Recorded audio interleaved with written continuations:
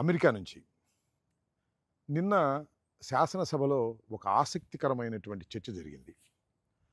ఆ చర్చని అడ్డం పెట్టుకొని జగన్మోహన్ రెడ్డి గారిని దూషించాలనేటువంటి కార్యక్రమం, జగన్మోహన్ రెడ్డి గారిని సైకో అని, శాడిస్ట్ అని ఇలా మాట్లాడేటటువంటి తీరు శాసనసభలో మనం గమనించాం. ముఖ్యంగా కామినేని శ్రీనివాస్ గారు, ఆయన కూటమి సభ్యుడు, భారతీయ జనతా పార్టీ శాసనసభ్యుడు, ఇంతకుముందు ఆరోగ్య శాఖ మంత్రిగా కూడా చేశారు. ఆయన జగన్మోహన్ రెడ్డి గారిని దూషించేటటువంటి కార్యక్రమంలో చిరంజీవి గారిని అప్పు తెచ్చుకున్నాడు. చిరంజీవి గారు జగన్మోహన్ రెడ్డి గారు ముఖ్యమంత్రిగా ఉన్నప్పుడు కలిసినప్పుడు జరిగినటువంటి సంఘటనని వక్రీకరించేటటువంటి ప్రయత్నం చేశారు. సినిమా నటుల్ని కించపరిచారని, చిరంజీవి గారిని అయితే తీవ్రంగా అవమానించారనేటువంటి మాటలు కూడా మాట్లాడారు. దానితో పాటు చిరంజీవి గారు మిగతా సినీ నటులు వచ్చినప్పుడు నేను కలవనని, సినిమాటోగ్రఫీ మినిస్టర్తో కలిసి మీరు పని చూసుకుని వెళ్ళమని చెప్పినట్టు, ఆ తర్వాత చిరంజీవి గారు గట్టిగా ఎందుకు కలవరు మీరు, నన్ను రమ్మంది మీరే కదా అని గట్టిగా మాట్లాడినట్టు, అంటే ఒక విధంగా చిన్న ఫైట్ చేసినట్టు, అప్పుడు జగన్మోహన్ రెడ్డి గారు తిరిగి వచ్చినట్టు మాట్లాడినట్టు చెప్పేటటువంటి ప్రయత్నం చేశారు.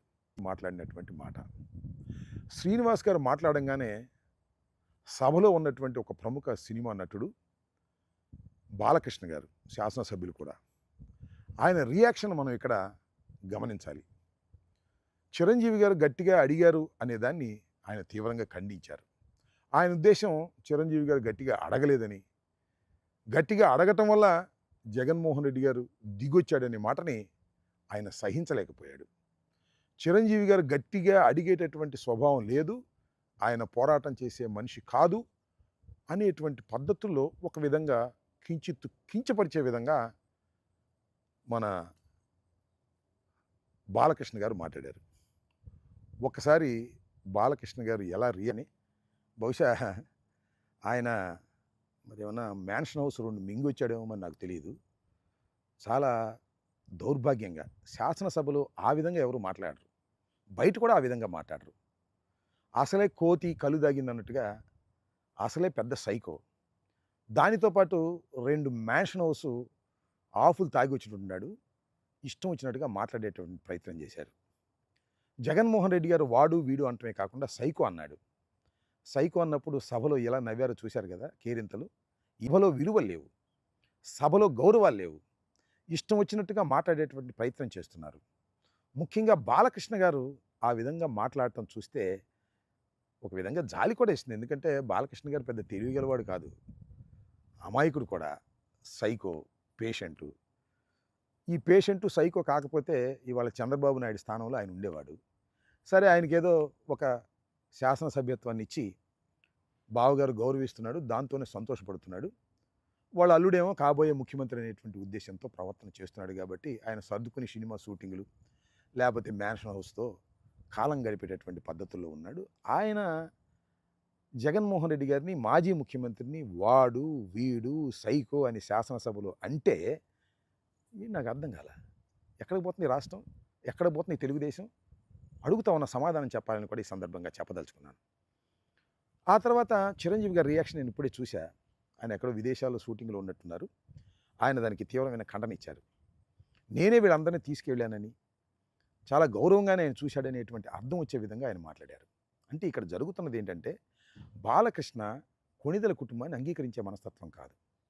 వారు పైకి ఎదుగుతున్నారు అంటే బాలకృష్ణ కానీ, బాలకృష్ణ అభిమానులు కానీ, కుటుంబం కానీ వెనక్కు లాగే తత్వం ఉందనేది అనాదిగా వస్తున్నటువంటి ఆలోచన. అది కొత్తగా నేను చెప్పాల్సిన అవసరం లేదు. కాకపోతే ఈ మధ్యన కూటమిగా ఏర్పడ్డారు కాబట్టి చంద్రబాబు నాయుడు గారు పవన్ కళ్యాణ్ని వాడుకునే పద్ధతుల్లో, చిరంజీవి గారిని వాడుకునే పద్ధతుల్లో ఉన్నారు కాబట్టి గౌరవిస్తున్నట్టుగా నటిస్తున్నారు.